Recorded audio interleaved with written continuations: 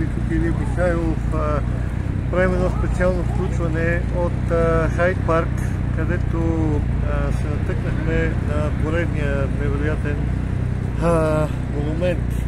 Той е посветен на всички загинали във войните, които Великобритания води през годините животни. За нивото на развитие на едно общество, според мен, говорят много неща. Отношението към различните, отношението към слабите, отношението към животните. Колкото по-развито едно общество, толкова по-хуманно е неговото отношение към всички тези различни от нас. Наистина съм силно впечатлен от начина, по който се отдава почет на загиналите във войните животни.